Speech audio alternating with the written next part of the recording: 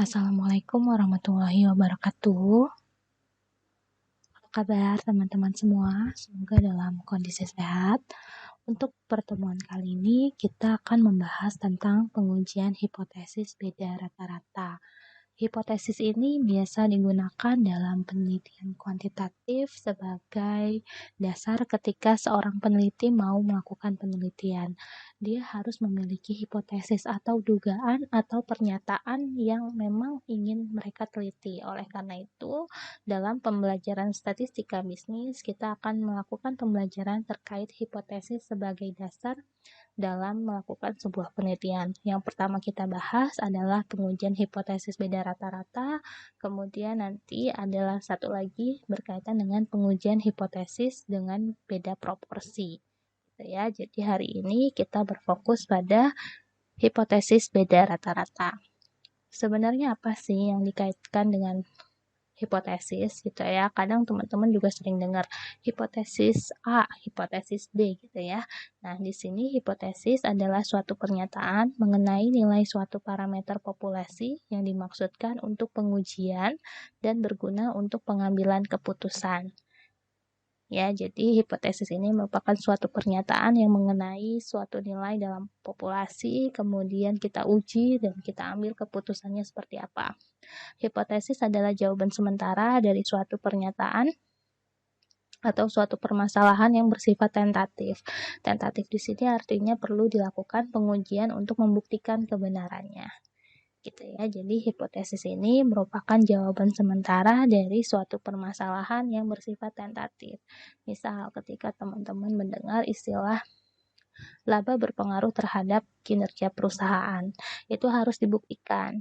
Ya, nggak boleh dalam bentuk pernyataan yang tidak mendasar gitu ya. Jadi harus ada pembuktian, benar nggak sih sebenarnya laba ini berpengaruh terhadap kinerja perusahaan, diukurnya melalui apa, kayak gitu ya. Jadi di sini harus dilakukan pengujian secara statistik. Apabila hipotesis tersebut terkait dengan data ataupun metode statistik, maka pengujiannya menggunakan perhitungan-perhitungan statistik.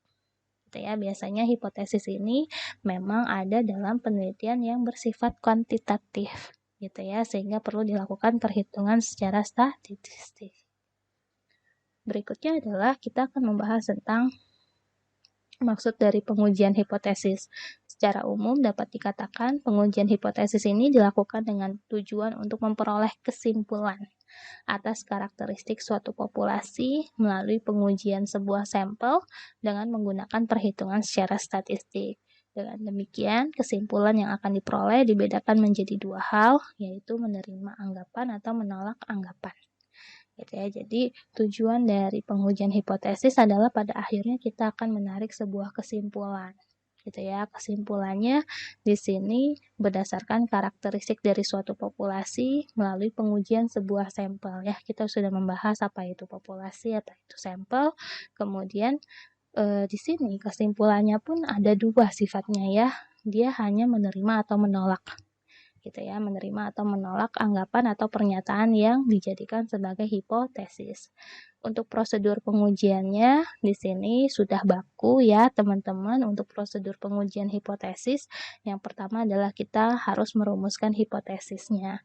Hipotesisnya di sini ada dua, yaitu hipotesis nul dan hipotesis alternatif. Nanti kita bahas langsung dalam bentuk contoh. Kemudian langkah yang kedua menentukan taraf nyata berupa probabilitas untuk menolak hipotesis. Kemudian langkah ketiga menentukan uji statistik. Alat uji statistiknya apa? Kemudian uji yang harus digunakan apa? Uji Z, uji T, atau uji F, atau uji chi-square, dan uji lain sebagainya. Yang keempat adalah menentukan daerah keputusan. Nanti kita gambarkan kurvanya, kita menentukan daerah keputusannya seperti apa, di mana di sini daerah hipotesis nol diterima atau ditolak. Dan yang terakhir adalah mengambil keputusan. Mengambil keputusan ini berdasarkan kita mengacu pada hanulnya ya, menerima hanul atau menolak hanul. Kalau kita menolak hanul berarti kita menerima hipotesis alternatif. Tuh. Untuk merumuskan hipotesis, yang pertama adalah di sini berkaitan dengan hipotesis nol atau H0 biasa kita sebut adalah suatu pernyataan mengenai parameter populasi. Ya, ingat di sini hipotesis nol adalah suatu pernyataan mengenai parameter populasi. H0 selalu ada implikasi, tidak ada beda atau sama. Jadi udah paku juga di sini H0 itu selalu ada implikasi, tidak ada beda atau sama. Hipotesis alternatif adalah suatu pernyataan yang diterima jika data sampel memberikan cukup bukti bahwa hipotesis nol adalah ditolak. A merupakan lawan dari H0 gitu ya. Kalau dibilang H0 itu selalu tidak ada beda atau selalu sama, maka lawannya adalah HA. Misal kita lihat contohnya di sini. Rata-rata hasil investasi reksadana saham sama dengan 10,5%. Ujilah apakah rata-rata sampel 10,5% ini, maka hipotesisnya adalah H0 sama dengan nilai rata-rata sama dengan 10,5%. Atau kalau dinarasikan, H0 adalah di sini rata-rata hasil investasi reksadana saham sama dengan 10,5%. Kemudian hal alternatifnya, dia sebagai lawan dari H0. Maka kalau sama, bisa tidak sama. Gitu ya. Hal alternatifnya, rata-rata hasil investasi reksadana saham tidak sama dengan 10,5%. Gitu. Atau contoh yang kedua di sini, rata-rata pertumbuhan ekonomi di Indonesia sama dengan 2%. Maka H0-nya kamu bisa bilang rata-rata pertumbuhan ekonomi di Indonesia sama dengan 2%. Ya, karena yang sama dengan ini adalah baku tadi. Sudah ada ketentuannya di mana H0 ini adalah pernyataannya sama atau tidak ada beda. H alternatif di sini kamu bisa buat rata-rata pertumbuhan ekonomi di Indonesia tidak sama dengan 2%. Artinya apa? H alternatif ini menolak H0. Gitu ya. Alternatif ini sebagai lawan dari pernyataan H0 gitu. Dan yang ketiga di sini contohnya yang kemarin ikut mudik lebaran, ayo siapa? Gitu ya. Rata-rata perputaran uang di daerah saat mudik lebaran tahun 2022 sama dengan 42 triliun. H0-nya kamu bisa buat pernyataan yang sama dengan pernyataan awal. Kemudian hal alternatifnya kamu bisa bilang rata-rata perputaran uang di daerah saat mudik lebaran tahun 2022 tidak sama dengan 42 triliun. Seperti itu. Tapi ada contoh lain juga gitu ya. Di sini contoh lainnya bisa lebih besar, bisa kurang dari gitu ya. Kalau tadi yang sama dengan dan tidak sama dengan uji hipotesisnya adalah uji dua arah. Namun ketika kamu lihat contoh 4 dan contoh 5, ketika ada lebih besar dan kurang dari sama dengan, maka ini adalah sebuah uji satu arah. Gitu ya. Nanti kita pelajari bedanya seperti apa. Untuk rata-rata produktivitas tenaga kerja Indonesia tidak berbeda dengan produktivitas tenaga kerja negara Asia lainnya. Gitu ya, hipotesisnya bisa sama dengan, bisa lebih besar. Gitu ya, kalau misalnya kita ambil yang lebih besar, maka pernyataannya rata-rata produktivitas tenaga kerja Indonesia lebih tinggi. Bisa jadi pernyataan seperti itu. Lebih tinggi dibandingkan produktivitas tenaga kerja negara Asia lainnya. Nah, itu adalah uji yang satu arah. Kemudian yang kelima, kita lihat ini pernyataan berkaitan dengan cowok-cowok nih. Proporsi pria yang menyukai Honda Jazz tidak berbeda dengan proporsi wanita yang menyukai Honda Jazz. Kalau misalnya dibilang kalau cowok lebih banyak atau lebih sedikit, ya biasanya kalau Honda Jazz itu identik dengan wanita. Tapi cowok juga boleh sih gitu ya. Makanya dicari tahu nih, misalnya perusahaan ini mau survei pelanggan mereka yang membeli Honda Jazz itu jenis kelaminnya apa gitu ya. Makanya dia bikin hipotesis awal proporsi pria yang menyukai Honda Jazz tidak berbeda atau sama dengan proporsi wanita yang menyukai Honda Jazz. Kalau misalnya dibuat hipotesis misalnya yang kurang dari, Maka pernyataannya adalah H. Alternatifnya, proporsi pria yang menyukai Honda Jazz kurang dari proporsi wanita yang menyukai Honda Jazz. Nah, ketika ada lebih besar dan kurang dari sama dengan, maka kita melakukan uji satu arah. Yang kedua, menentukan taraf nyata. Di sini taraf nyata adalah probabilitas menolak hipotesis 0 apabila hipotesis 0 tersebut adalah benar. Taraf nyata adalah nilai kritis yang digunakan sebagai dasar untuk menerima atau menolak hipotesis 0. Taraf nyata dilambangkan dengan alfa, di mana alfa ini diperoleh dari 1 dikurangi dengan tingkat keyakinan atau confidence level. Gitu ya. Sekarang kita lihat teman-teman juga sudah mengenal apa itu confidence level. Contohnya, jika confidence levelnya atau CL-nya adalah 95%, maka taraf nyatanya sebesar 5% atau 0,05. Kemudian yang kedua, contoh lainnya, jika confidence levelnya adalah 75% atau 0,75, maka taraf nyatanya adalah 1 dikurangi 75% atau 1 dikurangi dengan 0,75, maka hasilnya adalah 0,25. Dan yang ketiga, menentukan uji statistik. Uji statistik adalah suatu nilai yang diperoleh dari sampel dan digunakan untuk memutuskan apakah akan menerima hipotesis atau menolak hipotesis. Ada berbagai macam uji di sini yang tadi sudah disinggung. Ada uji Z, biasanya untuk data yang cukup besar. Kemudian uji T, uji F, biasanya kalau skripsi kamu ketemu uji T untuk pengujian hipotesis secara parsial, uji F untuk pengujian hipotesis secara simultan atau keseluruhan, uji chi-square ini atau uji chi kuadrat berkaitan dengan uji beda dan lain sebagainya. Gitu. Dan yang keempat adalah menentukan daerah keputusan. Tadi ada daerah keputusan. Kenapa kita harus tahu ujinya dalam penentuan hipotesis apakah uji 2 arah atau 1 arah? Karena nantinya akan berkaitan dengan menentukan daerah keputusan. Daerah keputusan merupakan pernyataan mengenai kondisi di mana hipotesis 0 ditolak atau diterima. Misal, berdasarkan hasil perhitungan, gitu ya, diperoleh hasil uji statistiknya adalah 1,66. 1,66 di sini kalau sudah ditentukan, misal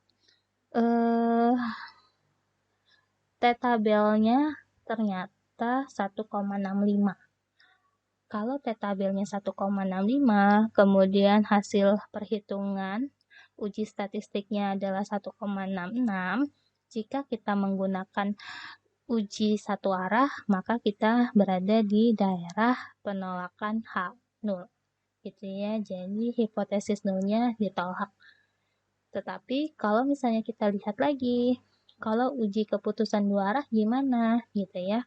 Kalau misalnya T hitungnya 1,66, tetapi di sini kita lihat ternyata T-tabelnya adalah 1,95, berarti 1,66 ini berada di daerah penerimaan H0.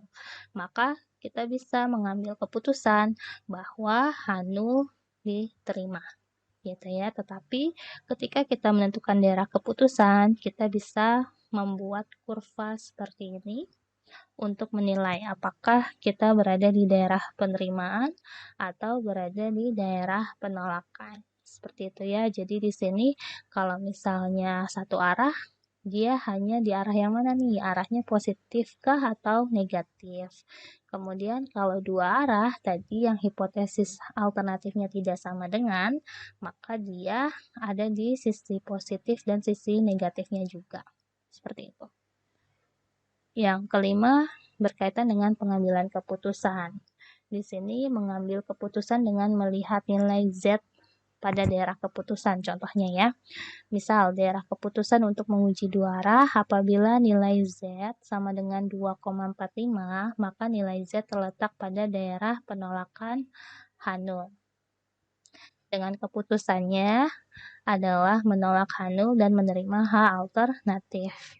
Penolakan H0 terjadi karena nilai Z berada di luar daerah penerimaan H0, yaitu dengan nilai Z antara min 1,96 sampai dengan 1,96 gitu ya. Ini contohnya kalau kita menggunakan nilai Z gitu ya. Kalau misalnya 2,45 adanya di mana nih? 2,45 kalau misalnya kita menggunakan uji dua arah gitu ya, ternyata berada di daerah penolakan karena lebih besar dari 1,95 seperti itu.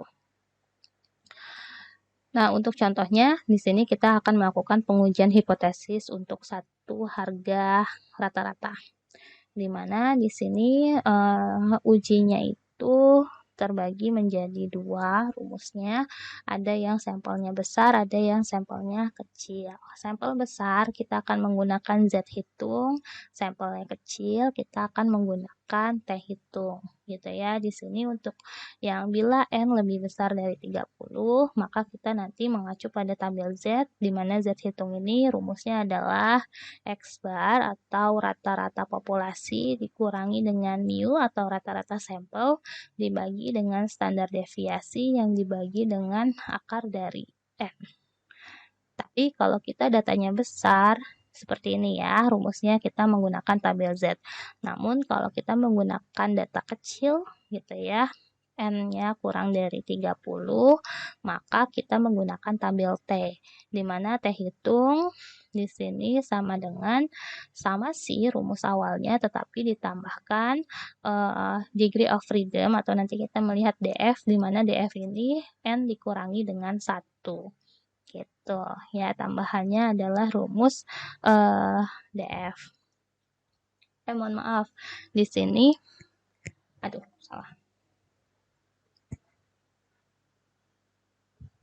Selanjutnya, ketika nilai N kurang dari 30, maka kita menggunakan tabel T, di mana T hitung sama dengan X bar dikurangi dengan mu, dibagi dengan S, dibagi dengan akar dari N.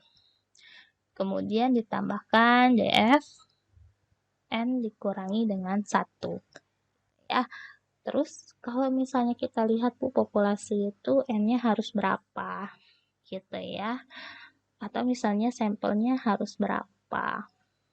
Biasanya kalau kita sudah melakukan penelitian, kita diminta untuk melakukan N-nya yang besar gitu ya, N-nya besar. Kalau N-nya kecil nanti takutnya tidak mewakili seluruh data yang kamu teliti. Berikutnya untuk contoh yang pertama ya, kita melakukan uji hipotesis sampel besar, di mana Dekan PTSA di Jakarta menyatakan bahwa rata-rata mahasiswa semester 6 telah menempuh 96 SKS. Varian 100 SKS untuk membuktikan pernyataan tersebut, seorang dosen mengadakan penelitian dengan menanyakan pada 60 orang mahasiswa PTS tersebut.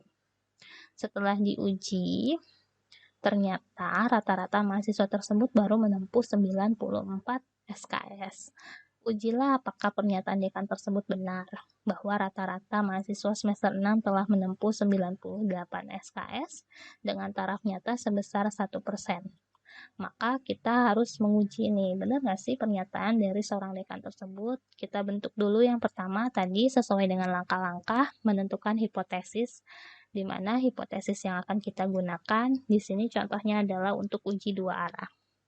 H0, rata-rata jumlah SKS mahasiswa semester 6 adalah 98 SKS, sama dengan yang dinyatakan oleh Dekan PTSA. H alternatifnya atau H1 tadi, bisa juga H1, bisa juga H alternatif. Rata-rata jumlah SKS mahasiswa semester 6 adalah 98 SKS, tidak sama dengan yang dinyatakan oleh Dekan PTSA. Ya, kalau ujinya dua arah, pernyataannya untuk H alternatif tidak sama dengan. Kemudian menentukan taraf nyata, tadi dikatakan taraf nyatanya adalah 1%, berarti alfa sama dengan 1% atau alfa sama dengan 0,01. Berikutnya kita akan menentukan uji statistik berupa uji dua arah, di mana kita tentukan dulu nilai N-nya adalah 60 orang. Maka uji statistik yang akan kita gunakan uji Z, karena lebih dari 30 sampel. Z hitung sama dengan X bar dikurangi dengan mu, dibagi dengan varians, dibagi lagi dengan akar dari N. Di mana X bar ini merupakan rata-rata sampel, sedangkan mu adalah rata-rata populasi. Rata-rata sampel dikurangi dengan rata-rata populasi. Kita langsung hitung ya. Di sini juga sudah dituliskan untuk diketahuinya. Rata-rata populasi 98 sesuai dengan pernyataan dekan. Kemudian rata-rata sampel sesuai dengan hasil penelitian dari dosennya 94 SKS. Variannya adalah 100 SKS dan N-nya adalah 60 mahasiswa. Maka kita masukkan ke dalam Z hitung 94 dikurangi 98 dibagi dengan 100 dibagi dengan akar 60. Maka hasilnya adalah min 4 dibagi dengan 100 dibagi dengan 7,75. Hasilnya lagi kita kecilkan, min 4 dibagi dengan 12,90. Maka hasilnya adalah min 0,31. Kemudian apalagi setelah kita menghitung Z hitung, maka kita dapat menentukan Z tabel, di mana Z tabel ini Z alfa dibagi 2. Tadi alfanya kita lihat dari nomor 2, tahapan kedua adalah 0,01. Maka 0,01 dibagi 2 hasilnya adalah 0,05. Baik, kemudian kita lihat ke sini dari hasil Z tabel 0,005, maka kita bisa melihat ke tabel nih sebagai acuan ketika mau menentukan berapa sih sebenarnya nilai dari Z tabel, maka kamu bisa tuliskan di sini, lihat ke tabelnya. Yang pertama adalah 0,00, artinya kita lihat nilai angka yang ada di awal berapa gitu ya. 0,00 sama ya, berarti kamu melihat ke baris yang di sini, kemudian kita lihat lagi yang belakangnya angka 5. Oh, ada nih, gitu ya, 0,005. Maka Z tabelnya adalah 2,576. Seperti itu. Ini tabel yang bisa digunakan untuk uji Z, saya lampirkan juga. Kemudian yang keempat, kita menentukan daerah keputusan. Ya, kita tentukan ketika Z hitung kurang dari Z tabel, maka HO diterima dan HA ditolak. Jika Z hitung lebih besar dari Z tabel, maka HO ditolak dan HA diterima. Kita hasil perhitungannya Z hitung sebesar min 0,31. Min 0,31 lebih kecil dari Z tabel yang memiliki nilai sebesar min 2,576. Maka HO-nya diterima gitu ya, karena kalau misalnya kita gambarkan di sini, kalau kamu lihat ini posisi min 2,576 karena ujinya tadi dikatakan dua arah, meskipun kita lihat ke Z tabel 2,576, tetapi kita bisa juga menuliskan min 2,576 sebagai arah yang lainnya gitu ya. Kalau tadi arahnya yang positif, ini arah negatif. Kemudian kita kalau mau nulis min 0,31 adanya di mana? Di sini dong. Gitu ya, nggak mungkin di sini. Kita tulis di sini 0, kemudian min 0,31. Maka berada di daerah penerimaan HO. Maka di sini dikatakan maka HO diterima. Gitu ya. Karena apa? Karena Z hitung sebesar min 0,31 lebih kecil dari Z tabel yang memiliki nilai min 2,576. Berikutnya terkait dengan pengambilan keputusan, Jadi, rata-rata jumlah SKS mahasiswa semester 6 adalah 98 SKS sama dengan yang dinyatakan oleh dekan PTS. Karena apa? Karena tadi HO-nya diterima, maka hipotesis atau pernyataan yang dari dekan adalah benar. Atau di sini kamu bisa juga menyimpulkan tidak ada perbedaan yang nyata antara rata-rata jumlah SKS mahasiswa semester 6 yang diteliti dengan rata-rata jumlah SKS mahasiswa semester 6 yang dinyatakan oleh dekan PTSA. Gitu ya. Jadi pernyataannya bisa menggunakan dua opsi narasi seperti ini. Baik, untuk contoh yang kedua, kita menggunakan data yang sama tetapi taraf nyatanya berbeda ya. Di sini hipotesisnya sama, kita melakukan uji dua arah, tetapi kita fokus nih ketika kita melihat taraf nyatanya kita ubah menjadi 5%, gitu ya, atau alfa sama dengan 0,05, maka untuk menentukan Z tabel yang pertama kita lakukan adalah alfa dibagi 2, maka 0,05 dibagi 2 adalah 0,025. Kita lihat ke Z tabel, di sini 0,02, kemudian kita lihat yang atasnya 5 ya, di sini 0,025 ya. Kamu lihat yang saya tandai warna merah, maka di sini Z tabelnya adalah 1,960. Ketika taraf nyatanya berubah, kita lihat apakah keputusannya nanti akan berbeda juga atau enggak, gitu ya. Kemudian yang ketiga, kita tetap melakukan uji statistik, hasilnya pun sama untuk Z hitung, tidak ada perbedaan, min 0,31, kemudian kita menentukan daerah keputusan. Di sini karena Z hitung sebesar 0,31, lebih kecil dari Z tabel yang memiliki nilai sebesar 1,960, maka HO-nya diterima. Gitu ya. Di mana pengambilan keputusan di sini tetap sama gitu ya. Jadi rata-rata jumlah SKS mahasiswa semester 6 adalah 98 SKS sama dengan yang dinyatakan oleh dekan PTS tersebut. Gitu ya. Jadi ketika kita melakukan uji, kita harus melihat dasarnya ketika dalam menentukan daerah keputusan, tetap membandingkan antara Z tabel dengan Z hitung sesuai dengan kriterianya nih, ada dua. Jika Z hitung kurang dari Z tabel, maka HO diterima dan HA ditolak. Yang kedua, kemungkinan yang dapat terjadi jika Z hitung lebih besar dari Z tabel, maka H0-nya ditolak, yang diterima adalah H alternatif. Gitu. Kemudian yang kedua adalah contoh hipotesis sampel kecil. Di sini, seorang pemilik butik mengatakan bahwa rata-rata harga baju yang ada di butiknya minimal 100.000 dengan standar deviasi 12.000. Dari 25 baju yang dilihat, ternyata rata-rata harganya 120.000. Dengan taraf nyata sebesar 5%, ujilah pendapat pemilik butik tersebut dengan hipotesis alternatif lebih besar. Ketika yang pertama kita tentukan, hipotesisnya pernyataan awal ya.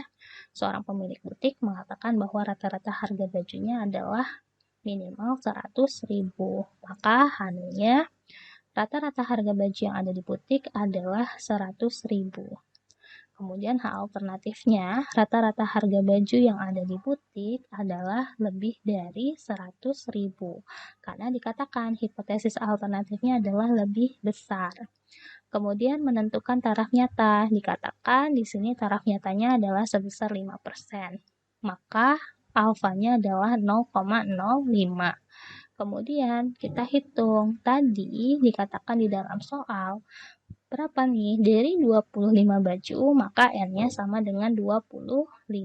Sehingga kita menggunakan uji T sebagai uji untuk sampel yang kecil. T itu sama dengan rata-rata sampel dikurangi dengan rata-rata populasi dibagi dengan standar deviasi dibagi dengan akar dari N.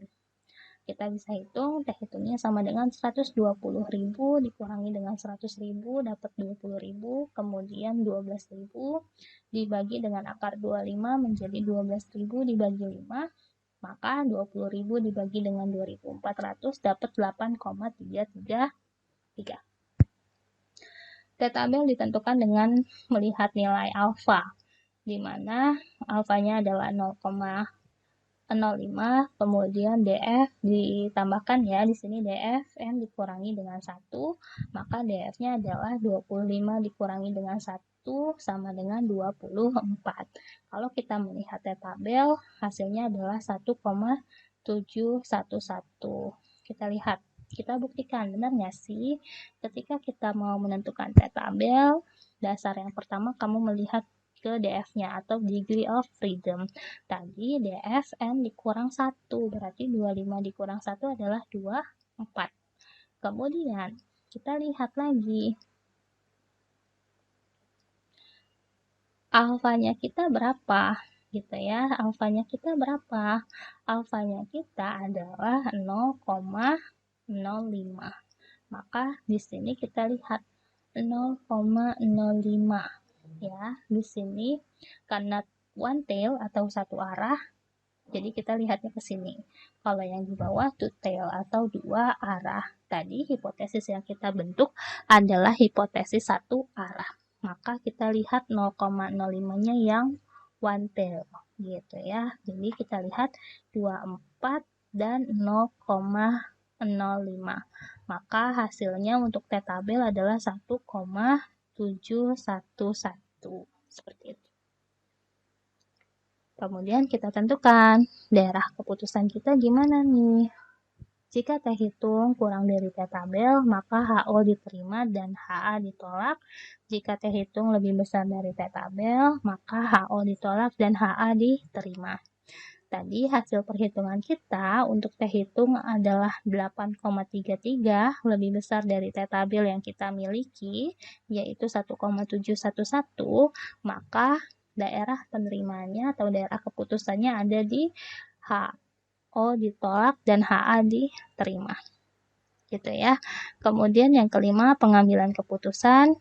Kalau kita lihat HO ditolak dan HA yang diterima, maka yang diterima ini nih, harga rata-rata baju yang ada di butik adalah lebih besar dari 100.000. Gitu ya. Di sini pernyataannya untuk pengambilan keputusan atau kesimpulan, teman-teman bisa tulis, jadi rata-rata harga baju yang ada di butik adalah lebih besar dari 100.000. Atau bisa juga, maka pernyataan pemilik butik yang menyatakan bahwa rata-rata harga baju yang ada di butik sebesar 100.000 ditolak. Gitu ya. Tapi kayaknya lebih enak pakai pernyataan yang pertama ya. Kamu bisa langsung menunjukkan narasi hal alternatifnya langsung saja. Kayak gitu. Terus berikutnya adalah pengujian hipotesis untuk dua harga rata-rata. Kalau tadi yang pertama satu harga rata-rata, sekarang yang kedua adalah dua harga rata-rata. Kita lihat di sini rumusnya juga sama, membedakan untuk N kurang dari 30 dan N lebih dari 30. Ingat, N kurang dari 30 kita menggunakan T hitung, kemudian N lebih besar dari 30 kita menggunakan Z hitung. Dan rumusnya pun seperti yang terlihat di layar ini. Kemudian kita lanjutkan dengan contohnya, gitu ya. Karena biasanya kita menggunakan sampel besar, maka contohnya ini fokus pada sampel besar untuk perhitungan dua rata-rata. Seorang investor ingin mengetahui apakah hasil investasi pada reksadana dan deposito perbankan sama atau tidak. Untuk keperluan tersebut dipilih 65 perusahaan reksadana dan hasil rata-rata mencapai 10,82% untuk reksadana pendapatan tetap dengan standar deviasi 3,79%. Kemudian dia juga melakukan pengamatan pada 22 perbankan. Diketahui bahwa suku bunga deposito rata-rata adalah 6,69% dan standar deviasinya adalah 1,85%. Dengan taraf nyata 5%, tentukan apakah rata-rata hasil investasi di reksadana dan perbankan sama atau tidak. Gitu ya. Yang pertama, kita buat hipotesisnya, hasil rata-rata investasi pada reksadana dan deposito perbankan adalah sama. Kemudian hal alternatifnya, hasil rata-rata investasi pada reksadana dan deposito perbankan adalah berbeda. Yang kedua, menentukan taraf nyata. Kita lihat dari soal bahwa alfanya adalah 5%, maka alfa sama dengan 0,05. Kemudian kita menentukan uji statistik gitu ya. Kita menggunakan Z hitung. Di sini X bar yang pertama dikurangi dengan X bar yang kedua. Yang pertama adalah berkaitan dengan reksadana, yang kedua adalah berkaitan dengan deposito ya. Kemudian dibagi dengan standar deviasi dari sampel yang pertama, pangkat 2 dibagi dengan N, ditambah dengan standar deviasi dari sampel yang kedua, pangkat 2 dibagi dengan N. Maka kita tulis dulu nih, diketahuinya N yang pertama adalah 65, kemudian X barnya adalah 10,82%, kemudian standar deviasinya adalah 3,79%. Kita bisa perkecil terlebih dahulu untuk perhitungannya nanti lebih mudah. Standar deviasi pangkat 2 dibagi dengan N1, maka 3,79% dibagi dengan 65, hasilnya adalah 0,058%. Kemudian X bar dikurangi X bar 1 dikurangi dengan X bar 2, 10,82% dikurangi dengan 6,69% sama dengan 4,13%. N2-nya adalah 22, sampelnya X bar 2-nya adalah 6,69%. Standar deviasi untuk perbankan atau sampel yang kedua ini adalah 1,85%. Standar deviasi untuk N yang kedua ini pangkat 2 dibagi dengan N2 sama dengan 1,85 dibagi dengan 22, maka hasilnya adalah 0,084%. Maka kita bisa melakukan perhitungan untuk Z hitung. Di sini 4,13. Hasil dari X bar 1 dikurangi dengan X bar 2, kita udah hitung di awal, dibagi dengan akar dari standar deviasi dibagi dengan N. Ya, untuk yang pertama 0,058 ditambah dengan yang kedua adalah 0,084. Kita bisa masukkan di sini sama dengan 4,13 dibagi dengan akar dari 0,142 sama dengan 4,13 dibagi dengan 0,377, maka hasil Z hitungnya adalah 10,95. Kemudian kita cari Z tabelnya, alfa dibagi 2. Tadi sudah sempat menghitung ketika Z alfanya 0,05 dibagi 2, maka dapat 0,025, sehingga kalau lihat ke tabel, kita akan peroleh angka untuk Z tabel itu nilainya 1,96. Dan yang keempat, menentukan daerah keputusan. Di sini, tadi kita sudah menghitung nih, karena Z hitung sebesar 10,95 lebih besar dari Z tabel, yang sebesar 1,96, maka HO-nya ditolak dan HA-nya diterima. Jadi, keputusannya kita ambil dari H alternatif. Hasil rata-rata investasi pada reksadana dan deposito perbankan adalah berbeda.